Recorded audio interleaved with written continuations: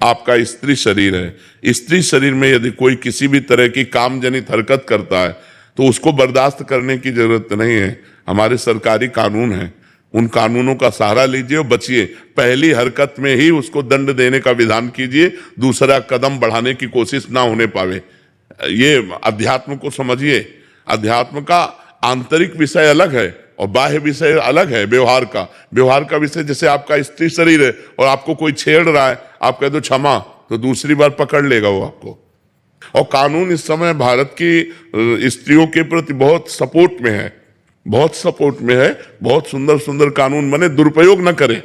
लेकिन अपने प्रति अगर कोई ऐसा अक्षम्य अपराध करने की सोचे तो उसको रास्ता ना दे, क्योंकि आजकल राक्षसी बुद्धि बढ़ रही है, बच्चियों के प्रति बड़ा क्रूर स्वभाव बन रहा है। हाँ, तो हमारा बिल्कुल पहले कदम में ही, पहली दृष्टि में ही आप तुरंत कानून का सहारा लो और उनको दंड दिलवाओ।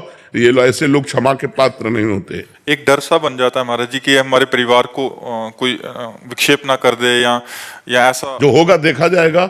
भगवान है, सबके सोचने मात्र से थोड़ी हो जाता है। अगर नाश लिखा होगा तो नाश हो जाएगा। ऐसे कैसे तुम नाश करो? तुम ब्रह्मा हो क्या?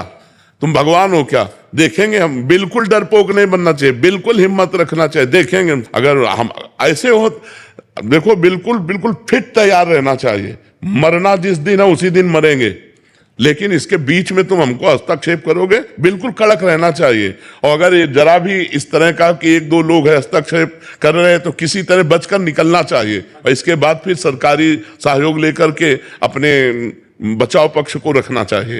ये समाज अब ऐसा नहीं क्षमा करने लायक। अब नए नए बच्चे बहुत उद्दंड होते चले जा रहे हैं, बहुत उद्दंड। नशा करने लगे हैं, गंदी बातें देखते हैं मोबाइल में और उसी का प्रयोग प्रैक्टिकल करना चाहते हैं।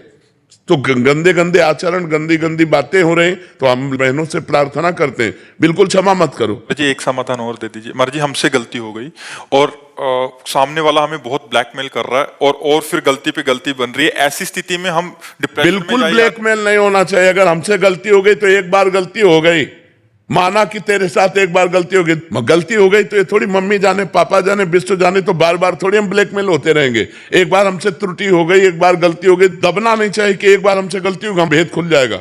महाराज जी, मेरी 17 साल की बेटी है जी।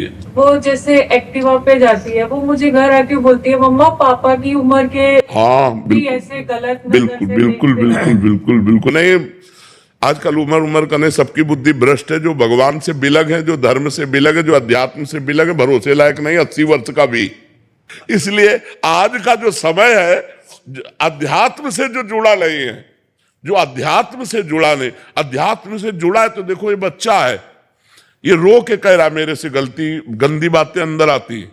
अध्यात्म से जुड़ा तो सभा में छोटा बच्चा है, कह रहा मेरे अंदर गंदी बातें आती है। और अध्यात्म से ना जुड़ा हो तो इतनी बात कैसे कह सकता है? अध्यात्म के बिना जुड़े पशुता नहीं जाती, आसुरी प्रवृत्ति नहीं जाती।